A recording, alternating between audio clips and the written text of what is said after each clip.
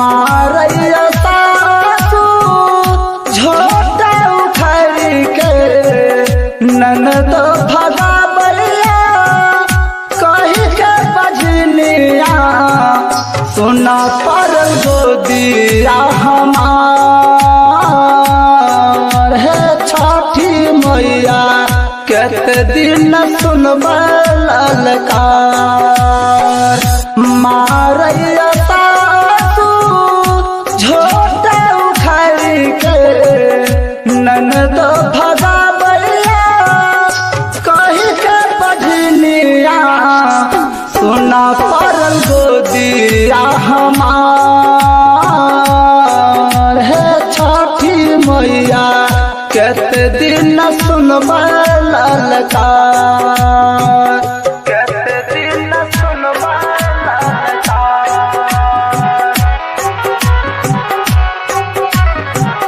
केते दिन सुनबा ललकार।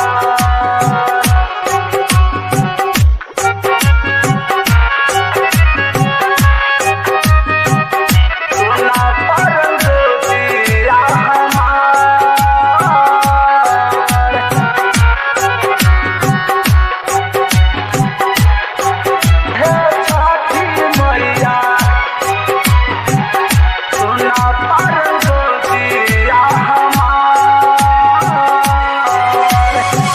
राह जब चलै छी छठ माँ लोग सब चिढ़ावे कहै बजनिया अयलै कही के बुलावे कही के बुलावे। राह जब चलै छी छठ माँ लोग सब चिढ़ावे कहै बजनिया अयलै कही के जिंदगी में लागे छै आधार हे छठी मैया सोना परल गोदिया हमार है छठी मैया केते दिन सुनबा ललकार। केते दिन सुनबा ललकार।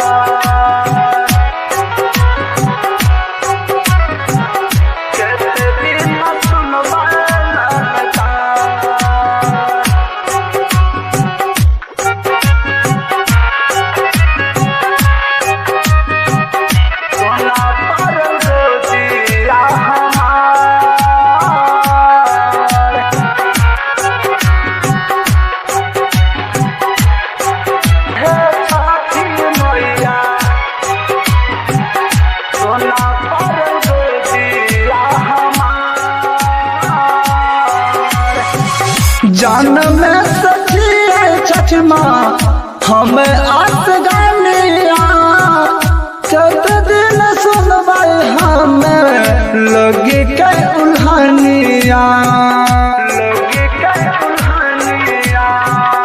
जान में सखी है छठ माँ हम आस गानिया केते दिन सुनबा हमें लगी के उल्हनिया सोना परल गोदिया हमार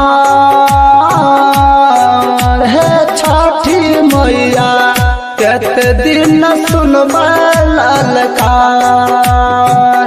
सोना परल गोदिया हमार